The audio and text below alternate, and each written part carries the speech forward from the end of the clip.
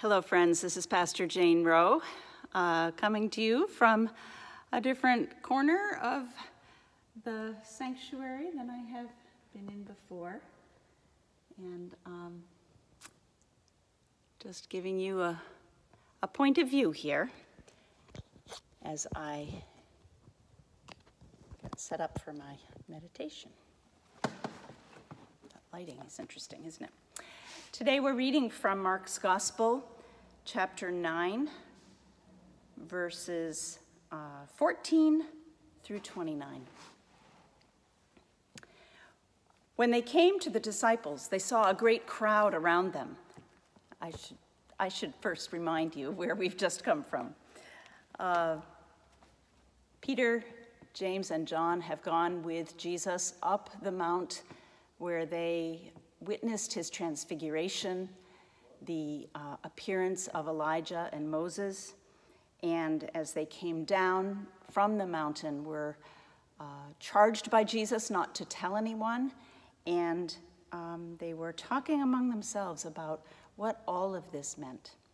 So meanwhile, back at the ranch, they arrive in this passage where the other disciples have remained and are surrounded by a crowd. So let's begin again. When they came to the disciples, they saw a great crowd around them and some scribes arguing with them. When the whole crowd saw him, they were immediately overcome with awe, and they ran forward to greet him. He asked them, "What are you arguing about with them?"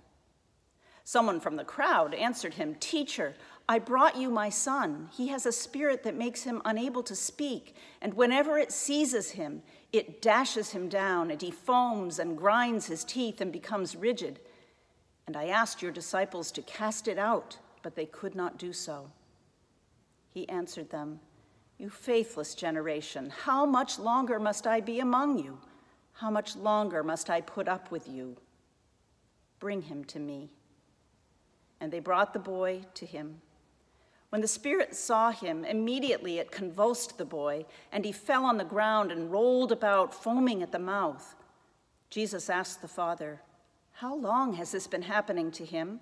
And he said, "From childhood. It has often cast him into the fire and into the water to destroy him. But if you are able to do anything, have pity on us and help us." Jesus said to him, "If you are able, all things can be done for the one who believes." Immediately the father of the child cried out, "I believe, help my unbelief."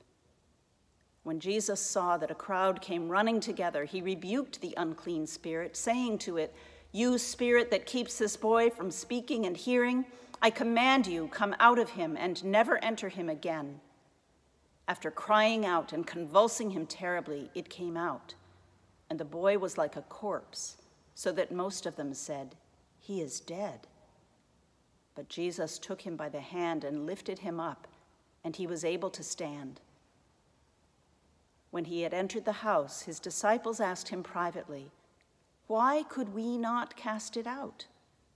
He said to them, "This kind can come out only through prayer." There is so much in this reading, and we had quite good conversation about it at Bible study the other night. The thing that I want to focus on is this man's cry. "I believe, help my unbelief."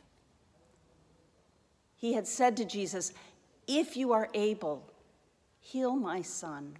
And Jesus responded, "If, all things are possible for the one who believes." Believing is trusting. If you believe in someone, you trust them. And if you believe in Jesus, you trust Jesus to respond to your needs, to love you, to have your good at heart, and to have the capability to bring about the healing that you most need. And the man responds, "I believe. Help my unbelief." a very human cry. We are a mixture of believing and not believing, trusting and not trusting.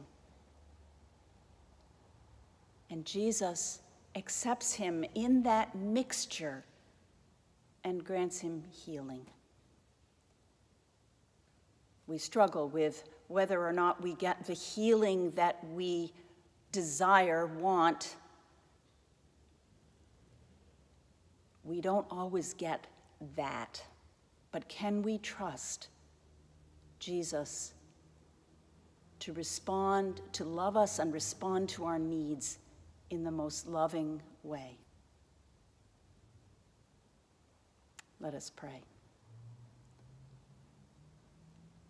Jesus, we believe. Help our unbelief. Amen.